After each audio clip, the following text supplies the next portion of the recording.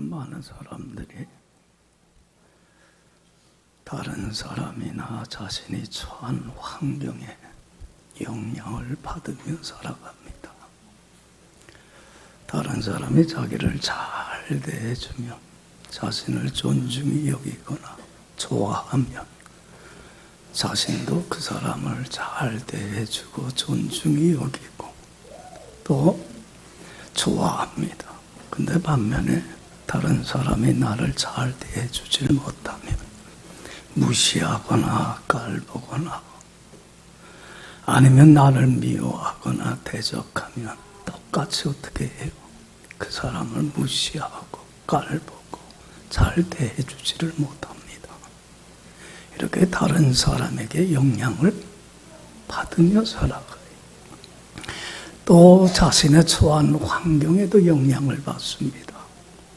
마음 먹은 대로, 계획한 대로, 뜻대로 모든 일이 다 잘 되면 세상 다 얻은 것 마냥 어때요? 참 좋아하다가도 계획대로 잘 안 되고 뜻대로 잘 안 되면 좌절하고 낙심하고 원망하고 불평하고 시대에 빠지고 인생 다 산 사람처럼 체념하고 살아갑니다. 여러분들 봐요. 다른 사람이나 환경에 삶이 영향을 받으며 이끌려 살아가면 행복해요, 못해요? 행복 못해요. 여러분들 자신의 삶을 살아가는 게 아니에요. 삶이 누구한테 삶에 끌려가는 거예요. 다른 사람이나 환경에 의해서 내 삶이, 아까운 삶이 끌려가지는 거예요. 그러니까 여러분들 이러한 종속적인 삶의 태도를 가지고 살아가면 절대로 행복 못해요. 또 자신만 행복 못하는 게 아니야. 다른 사람을 어떻게 얼마나 불행하게 만드는지 몰라. 그렇잖아요. 네? 얼마 전에 신문을 보면서 참 안타까운 기사를 봤어요. 남극에 우리 장보고 과학기지가 있는데 거기에 파견 나가 있는 한 사람이 동료 두 사람을 어떻게 하려고 했냐면 흉기로 찔러 죽이려고 진행하다가 그만 살인 미수로 붙잡혔어요. 그래서 얼마 전에 우리나라 본국으로 송환이 돼갖고 지금 이분이 구속 상태에 있어요. 여러분들, 왜 이 사람이 두 동료를 죽이려고 했는 이유가 뭐냐? 참 어처구니없는 이유야. 그러니까 이분이 조금 그 팀장급이었나 봐요. 그리고 밑에 있는 두 사람이 이 팀장의 말을 잘 들었을까 안 들었을까? 잘 안 들었어. 좀 고욕을 했나 봐요. 그러니까 자존심이 상한 거야. 자기를 뭐 한다고 무시하고 깔보고 업신여겼다고. 그래서는 반감을 갖고 그 두 사람을 흉기를 만들어 갖고 죽이려고 배회하다가 그만 다른 사람한테 발각이 된 거예요. 그래서 살인 미수로 그치고 본국으로 송환이 됐어요. 여러분들 봐요. 다른 사람이 나를 무시하고 깔봤으면 내가 그 사람을 어떻게 한 거야? 밑에 사람이라고 무시하고 깔본 거야. 그러면 누구 탓이에요? 누구 탓이야? 저 사람이 나를 잘 대해주질 못했으면 누구 탓이에요? 내 잘못 아니에요. 내 탓 아니야. 내 책임 아니에요. 그래, 내가 저 사람 무시해서 그랬구나.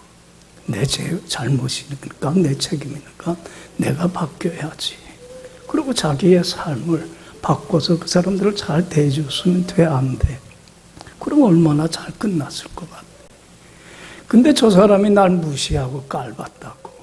똑같이 무시하고 깔보면서 미운 마음과 분한 마음을 그냥 살인으로 해결을 하려고 그랬어요. 여러분들, 그게 미수로 그쳐서 다행이지. 만약에 진짜 두 사람을 죽였더라면 어떻게 됐을까? 이 사람 평생 살인마가 돼서 죄책감에 자신을 정죄하고 자학을 하면서 얼마나 불행한 남은 여생을 살았겠고, 또 그로 인해서 얼마나 많은 가족들이 상처를 받고 고통 속에 살아갔을 거 아닙니까? 여러분들 봐요. 다른 사람이나 환경에 좌지우지돼서 거기에 이끌려 살아가면 자신의 삶을 살지 못하고, 그러면 그런 사람은 자기도 불행하지만 누구도 불행하게 다른 사람을 얼마나 불행으로 끌고 가는지 몰라요. 그래서 여러분들, 특별히 우리 예수 믿는 사람들은 정석적인 삶을 살아가서는 안 돼. 하나님이 내게 주신 인생인데 정말로 주도적인 인생을 살아가야 돼. 할렐루야. 그렇잖아요. 예? 다른 사람이 나를 어떻게 대하든, 환경이 어떻든, 어떤 상황에 있든지 간에 그 환경을 초월하고 극복해서 어떤 상황에서든지 주님 주시는 참 기쁨과 평강을 인하여 감사하고 찬양하고 기뻐하고 즐거움이 행복이 넘쳐나는 삶을 우리 크리스찬들은 살아가야 돼. 할렐루야. 여러분, 내가 줏대를 가지고 하나님 자녀답게 마땅히 할 바 하고 하지 않을 바 안 하면서 남이 뭐라고든 환경이 어떻든 거기에 구애받지 않고 묵묵히 하나님의 자녀답게 마땅히 가야 할 길을 걸어가면서 하나님 기쁘게 하고 영화롭게 해봐요. 하나님이 축복해 주세요, 안 해주세요? 넘는 은혜와 축복을 내려주시고, 그리고 또 그 사람을 인하여 많은 사람이 축복을 받게 되는 복의 근원이 되라고 하는 복의 근원으로서의 사명과 책임을 다 감당하는 가장 귀한 인생을 살게 됩니다. 할렐루야. 그래서 여러분들, 우리는 환경을 초월해야 돼. 그래서 어떤 상황에서든지 주님 주신 기쁨으로 인하여 늘 감사가 기쁨이 넘쳐나는 삶을 살아가야 돼. 그래서 이러한 삶을 살아갈 수 있는 비결을 예수님이 오늘 본문을 통해서 우리에게 뭐 해주는 거예요? 가르쳐주는 거예요. 교훈해주는 거예요. 그러니까 여러분, 이걸 통해서 우리는 뭐 하면 돼? 배우면 돼. 아, 이렇게 살면 되겠구나. 그래서 그대로 배우고 받아들이면 그대로 되는 역사를 우리가 살면서 경험을 해요, 안 해요? 체험을 하게 돼. 체험을 했으면 내가 모르는 사람들에게 또 가서 어떻게 할 수 있어요? 야, 이렇게 살면 정말이야, 자족하며 살아갈 수 있어. 환경에 전혀 구애받지 않고 살아갈 수 있어. 가서 증거하고 전하는. 그래서 그 사람들도 주님 안에서 자족을 누릴 수 있는 삶을 살게 하는 가장 복된 삶을 살게 되더라는 거. 할렐루야. 그래서 여러분들, 우리가 이번 금요일날 철야 시간에도 설교를 했지만 참 디모데후서 3장 17절 보면 참 안타까워. 항상 배우나, 항상 배워. 진리인 성경 말씀을 듣고 배우고 항상 들어, 늘 배워. 그런데 끝내 진리의 지식에 이룰 수 없다 그래. 왜 끝내 진리의 지식에 이르질 못해? 하나님의 말씀이 참이라고 하는 것, 진짜라고 하는 것, 그걸 왜 삶의 현장에서 경험하고 체험하고 내가 목격을 못해? 뭐 하기 때문에 그래? 행하지 않기 때문에. 그러니까 여러분들, 말씀을 통해서 주님이 주시는 교훈 받아들이세요. 그리고 그대로 살아가세요. 그러면 그대로 되는 역사를 삶에서 경험하게 될 줄로 믿습니다. 자, 오늘 본문 말씀 내용은 이래요. 예수님이 이제 배를 타고서 제자들과 함께 갈릴리 바다를 건너가는 중이야. 여러분들, 처음에는 순풍에 돛단 듯이 별 어려움 없이 잘 항해를 했어, 이 배가. 근데 여러분들, 갈릴리 바다 가운데쯤 왔을 때에 갑자기 뭘 만났어요? 큰 태풍을 만나요. 여기 37절 보면, 자, 한번 37절 읽어봐요. 큰 광풍이 일어나며 물결이 배에 부딪혀 들어와 배에 가득하게 엄청난 큰 광풍을 만나게 돼. 여러분들, 갑자기 하늘이 어두워지면서 말이에요, 강한 비바람이 몰아치기 시작하는데 천둥 번개가 치면서 뭐 칠흑같이 어두워지고 얼마나 바람이 세고 풍랑이 센지. 여러분들 배에 물이 어떻게 돼? 고이게 돼. 여러분들 그 조그만 배가 물이 차이면 어떻게 돼요? 침몰해버리고 말아. 아니면 그 조그만 배가 그 풍랑을, 태풍을 견디질 못해서 침몰하거나 깨져버리고 말면, 파손해버리고 말면 어떻게 되는 거예요? 죽는 거야. 바다 한가운데 속에서 뭐가 있어요? 방안이 없잖아. 이런 엄청난 큰 시련을 맞게 되는 거예요. 여러분들, 우리 인생이 그래. 여러분들 살다 보면 순풍에 돛단 듯이 모든 일이 잘 되고 평탄하게 될 때도 있지만, 때로는 원하지 않은 때에, 예기치 않은 때에 자꾸 큰 풍파 시련들을 안 만나? 누구나 다 만나. 어떤 사람이 저한테 그래요. 목사님. 예. 목사님, 예수 믿는 사람들도 역경과 시련이 있어요. 아니, 모든 일이 다 잘 돼야지, 평탄하고 형통해야지. 예수 믿는데 풍랑과 역경과 시련이 있으면 안 믿는 사람하고 뭔 차이입니까? 그래. 여러분들 봐요. 한번 물어봅시다. 예수 믿는 사람들도 풍랑과 역경과 시련이 있어 없어? 똑같아, 여러분들. 에? 봐요. 예수님이 타고 가던 이 배도, 제자들과 함께 타고 가던 배도 바다 한가운데 속에서 뭘 만났어? 순풍에 돛단 듯이 모든 게 잘 순조롭게 가지는 않았잖아. 뭘 만났어, 중간에? 태풍 만나잖아. 예수 믿는 사람들도 태풍 만나. 근데 문제는 뭐냐면, 안 믿는 사람과 믿는 사람의 차이가 뭐냐면, 그 태풍을 만날 때 어떤 태도와 자세를 갖느냐는 게 믿는 자와 안 믿는 자의 차이예요. 할렐루야. 안 믿는 사람과 똑같아서는 안 돼. 달라야 되지. 여러분들, 어떤 풍랑을 만나냐가 중요한 게 아니에요. 그런 풍랑 속에서 어떤 태도와 자세를, 신앙인다운 자세를 갖는 게 문제예요. 여러분들 봐요. 풍랑을 만났을 때 이 풍랑을 대하는 제자들의 태도하고 예수님이 대하는 태도가 같아 안 같아? 전혀 대도적해. 전혀 달라. 여러분들, 제자들은, 여러분들 우리가 잘 알듯이 베드로나 야고보와 요한은 뭐 하던 사람이었어요? 여러분들 갈릴리 바다에서 고기 잡는 어부들이었어요. 그러니까 이들은 이 풍랑 속에서 어떻게든지 이 어려운 난국을 헤쳐나가려고, 극복하려고 나름대로 자기들이 가지고 있는 지식 가지고 경험 가지고 애썼어 안 썼어요? 벗어나 보려고 애를 쓰지만 그게 돼 안 돼? 자신들의 능력의 한계를 느끼는 거야. 우리도 뭔가 좀 해보려고 하는데 안 되면 자기 한계를 느껴 안 느껴? 그럼 좌절하고 낙심해. 해봐야 뭐 별거 없네 그런다고. 에? 여기 봐요.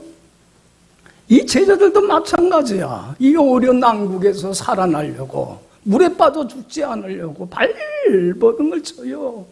애를 써요. 그런데 그 한계의 한계를 느끼는 거야. 여러분들, 배가 이제는 파손이 돼서 깨져버리고 말면 빠져 죽는 거 아니에요. 그러니까 제자들은 이 풍랑 속에서 어떤 태도를 취했어요? 무서워하고 두려워하고 절망하고 낙담하고 원망하고 불평하고 환경에 종속되어 살아가. 환경을 극복, 초월을 못해. 근데 여러분들, 예수님은 어땠어요? 배 한편에서. 자, 여러분들 봐요. 38절. 한번 또 읽어봅시다. 예수께서는 고물에서 베개를 메고 주무시더니 제자들이 깨우며 이르되, 선생님이여, 우리가 죽게 된 것을 돌아보지 아니하시나이까 하니. 여기 봐요. 예수님은 제자들하고는 전혀 달라. 이 풍랑 속에서도 뭐해요? 배 한편에서 편안하게 주무셔. 여러분들 봐요. 저는 성경 말씀 이걸 참 좋아해. 하나님께서 사랑하는 자에게 뭘 주셔? 여러분들, 잠을 잔다는 건 뭐예요? 이 풍랑 속에서도 주무실 수 있다는 것. 마음에 평화와 고요를 누린다는 것. 오늘 우리 현대인들이요, 불면증에 걸린 사람들 참 많대. 이렇게 기사를 보니까 잠을 못 잔대. 왜 그래? 이유가 뭐예요? 생각이 많아. 근심, 걱정, 염려가 많아. 스트레스가 많아. 그러니까 잠을 못 자는 거야. 여러분들 잠은 아무나 자는 게 아니야. 마음이 어떻게 돼? 편안해야 돼. 여러분들 예수님이 지금 주무시다는 거는 풍랑이 일어난 걸 몰라서가 아니야. 한편에 그냥 편안히 있는 거는 여러분들 마음에 뭘 느끼는가? 환경에 전혀 구애받지 않고 마음의 평안을 누리고 있다는 거예요. 할렐루야. 할렐루야. 한번 물어봅시다. 여러분들은 뭐가 참 평화 같아? 뭐가 참 고요 같아?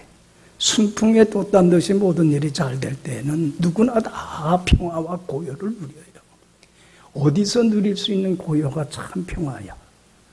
여러분들 풍랑 속에서도 역경 속에서도 다른 사람이나 환경에 전혀 어떻게 하지 않고 영향받지 않고 좌우되지 않고 그 속에서도 예수님처럼 이 평화를 누릴 수 있는 것이 참 평화요, 참 고요야.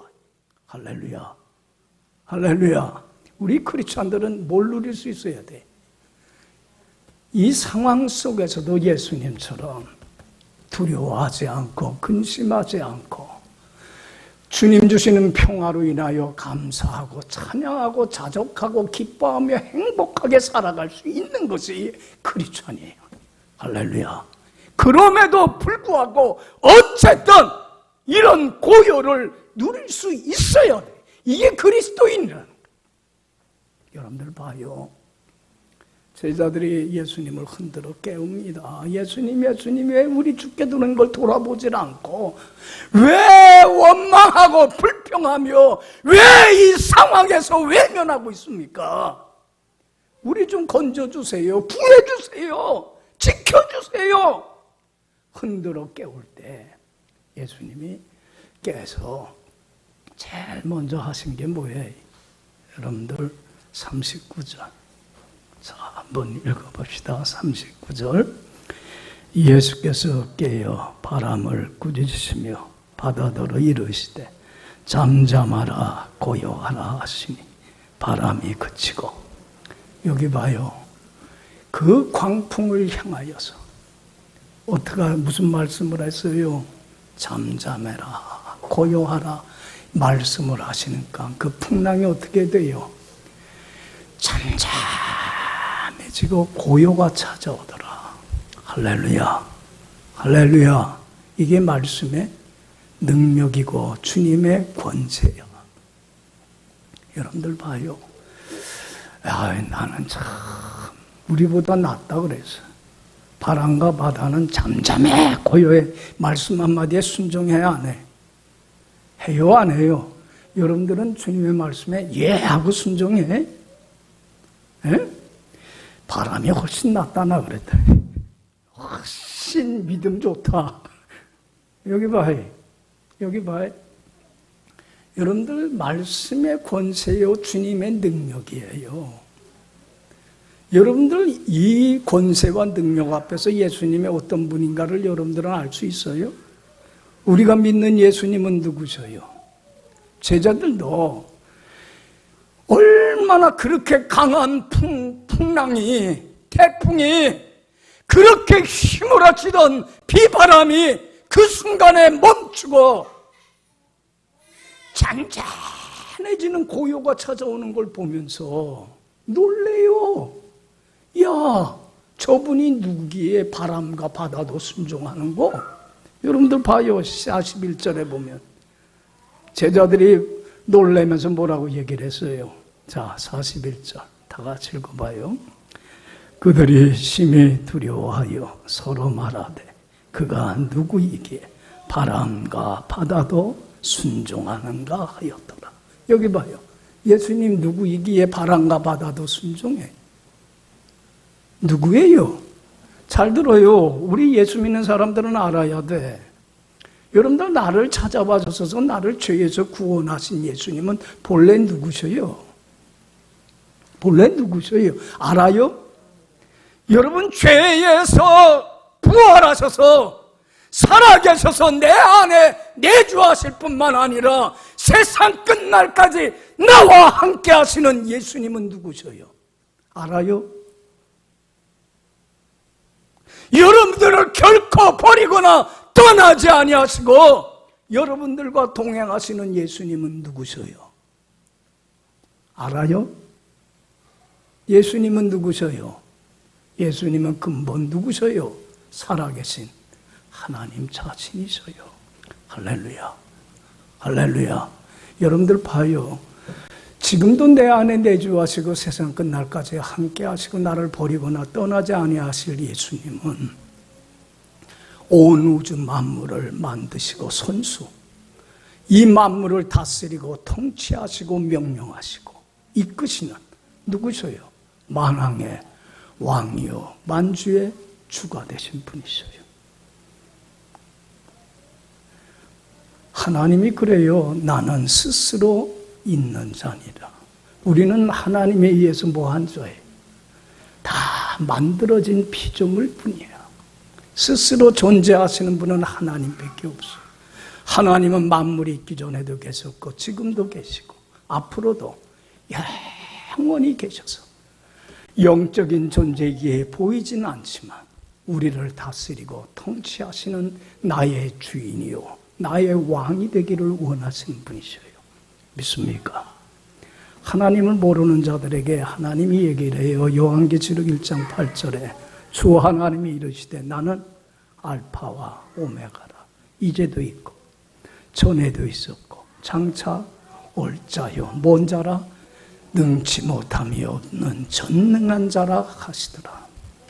여러분 역사의 시작도 하나님이지만 역사를 지금까지 이끌어 오신 이도 주인도 하나님이시고 이 인류의 역사를 마감하실 이도 하나님이시고 마찬가지로 나 개인뿐만 아니라 우리 가정과 나라와 교회를 세운 분도 누구셔요?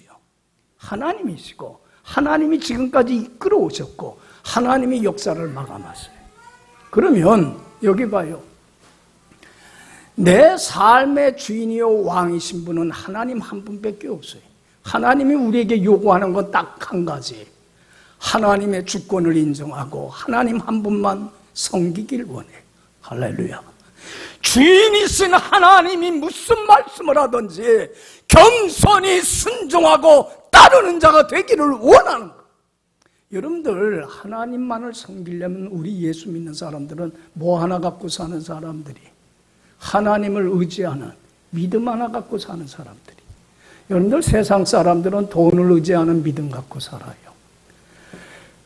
자신의 건강을 의지하는 믿음을 갖고 살아가요. 직장을 의지하는 믿음을 갖고 살아가요.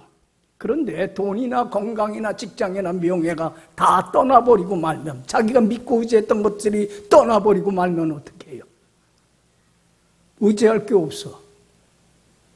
허망한 거예요. 우리는 이런 거 의지하며 사는 사람들 아니에요.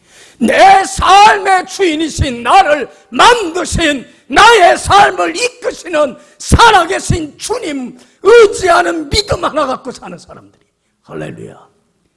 여기 봐요. 주님이 함께 하셔서 여러분들의 전삶 책임져 주실 줄 믿어요? 왜 못 맡겨요? 우리는 주님께 내 운명을 맡기고 말씀에 순종하며 주님과 동행하며 주님 안에 거하는 삶만 살면 돼. 이게 주님 안에 말씀에 순종하며 주님 안에 거하는 삶을 믿음으로 사는 삶이라고 그러는 거예요. 물어봅시다. 여기 봐요. 여러분들은 주님께 전산 맡기고 순종하며 주님 안에 살아가요? 믿음으로 살아가고 있느냐는 얘기예요. 하나님을 기쁘시게 하는 삶을 사는데 최선을 다하고 있느냐는 얘기예요. 여러분들, 왜 여러분들 환경과 상황을 왜 다른 사람에 의해서 환경을 초월하지 못하고 극복하지 못하고 이끌려 사느냐면 믿음으로 산다면서도 뭐가 없기 때문에 그래. 하나님께 맡기고 주님 안에 살지 못하기 때문에 그래. 평안을 누리질 못하는 것은, 환경을 초월하지 못하는 건 여러분들 환경의 문제가 아니에요. 사람들은 환경 탓으로 돌리는데 환경의 문제가 아니라 무슨 문제예요? 믿음의 문제. 제자들이 이렇게 풍랑 속에서도 주님이 누리는 고요를 누릴 수 없고 환경에 종속되어 끌려가는 것은 이들이 여러분들 뭐가 없기 때문에 그래. 믿음으로 산다면서도 믿음이 없기 때문에 그래. 그래 예수님이 제자들한테 꾸짖은 게 이 말씀이에요. 여러분들 이런 꾸짖음을 받아서는 안 돼. 자, 40절 다 읽어봐요. 시작. 이에 제자들에게 이르시되 어찌하여 무서워하느냐. 너희가 어찌? 여기 봐요. 여기 봐요. 너희들 왜 이렇게 무서워하고 두려워하고 평안을 누리질 못하니? 그 이유가 뭔지 아니? 뭐가 없기 때문에 그래? 믿음으로 산다면서도 믿음으로 살질 않기 때문에 그래. 여러분들 봐요. 예수님이 제자들을 바라보면서 믿음 없음을 탄식한 적이 참 많아. 누가복음 17장에서도 그래. 너희가 어찌하여 믿음이 없느냐? 내가 너희들과 언제까지 함께 하겠느냐? 믿음 없음을 탄식해. 여러분들 우리가 믿음으로 산다고 하면서도 주님께 전산 맡겨 못 맡겨요. 못 맡기니까 순종을 해 못해. 순종하며 주님 안에 거하지 못하는 거예요. 여러분들 주님 안에 거하기만 하면 여기 봐요. 믿음으로 나의 전산 맡기고 주님이 무슨 말씀을 하든지 순종하며 주님 안에 거하면 주님이 내 안에 거해요. 나와 함께 해요. 그러면 주님이 주시는 뭐가 넘쳐 내 속에서. 예수님 말씀하잖아. 요한복음 14장 27절에 평안을 너희에게 끼치노니 곧 나의 평안을 너희에게 주노라.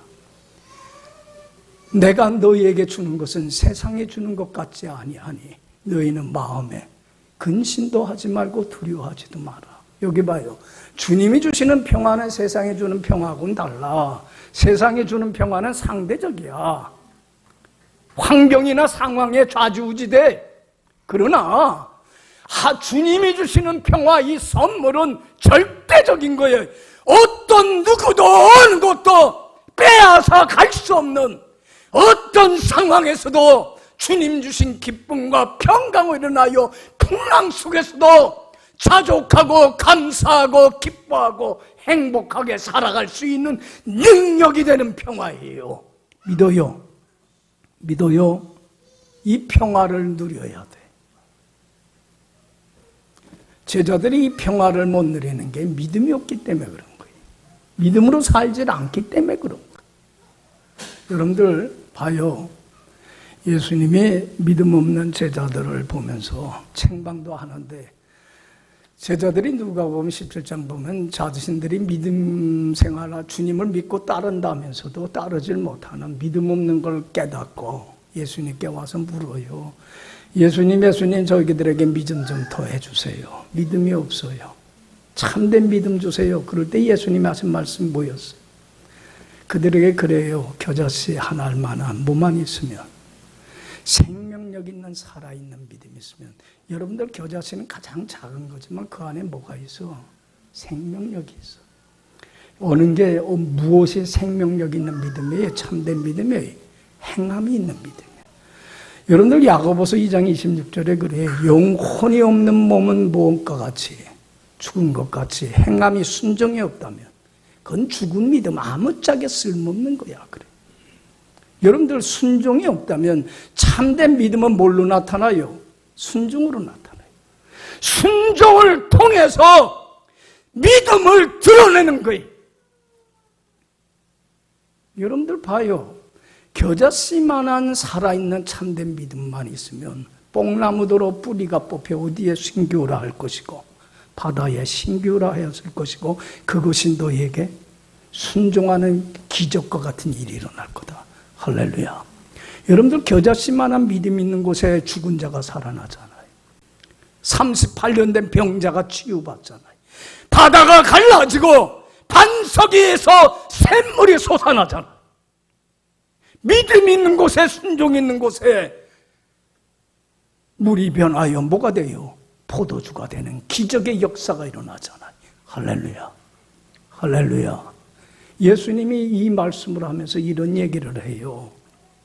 야, 어떤 종이 하루 종일 나가서 밭일하고 양치고 돌보다가 돌아와서, 그래서 늦게 돌아왔을 때 주인이 야야야, 너 여기 앉아있어라. 수고했다. 내가 밥을 준비해서 먹을 거 준비해서 내가 주마. 그렇게 얘기할 주인이 어디 있겠느냐. 하루 종일이라고 돌아왔는데 종한테 뭐라고 그래요?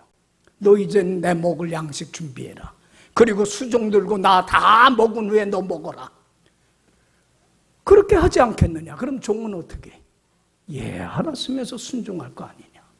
그 다음에 너가 그 주인 수발 다 들고 그 다음에 먹고 나면 너 오늘 수고했다고 주인이 살해하겠느냐? 살해해요, 안 해요? 안 하지 않느냐? 그러면서 예수님이 이런 말씀을 해요. 하나님이 하신 말씀 다 행한 후에 나는 뭐라? 무익한 종일 뿐입니다. 내가 하여야 할 일을 한 것뿐입니다. 이런 자세를 가지고 순종해라. 할렐루야. 이것이 뭐다?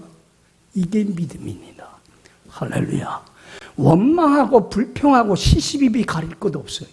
왜 우리가 자꾸 시시비비 가리려고 합니까? 왜 내가 이 말씀에 순종할 수 있고 나는 할 수 없다고 내가 왜 판단을 하려고 그래? 그럴 거 없어요. 나는 그저 무익한 종일 뿐입니다. 주인이신 주님께 믿음으로 맡기고 나는 뭐만 하면 돼?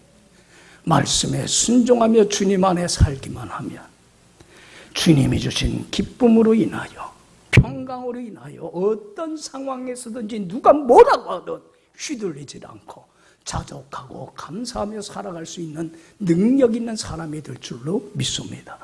이걸 체득한 게 누구냐면 사도 바울이에요. 여러분들 봐요. 여러분들 사도 바울은 오직 믿음으로만 살기를 원했어요. 그 은혜가 감사해서. 그래서 갈라디아서 2장 20절에 참 귀한 고백을 해요. 내가 그리스도와 함께 십자가에 못 박혔나니 그런즉 이제는 내가 산 것이 아니에요. 오직 내 안에 그리스도께서 사시는 것이라. 이제 내가 육체 가운데 사는 것은 나를 사랑하사 나를 위하여 자기 몸을 버리신 하나님의 아들을 믿는 믿음 안에. 여러분 아직도 말씀에 불순종하며 합당치 못한 삶을 살게 하는 내가 있어요, 없어요? 예수님이 내 죄를 짊어지고 죽는 순간 나도 내 고집대로 내 멋대로 교만하게 살던 나는 십자가에 못 박혀 죽임을 당했다. 여러분 주님과 함께 죽으세요. 할렐루야. 그리고 이제는 내가 육체 가운데 사는 것은 나를 위하여 자기 몸을 버리신 하나님의 아들을 믿는 믿음 안에서 사세요. 믿음으로 맡기고 순종하세요. 할렐루야. 하나님이 다 책임져 주소요. 믿습니까?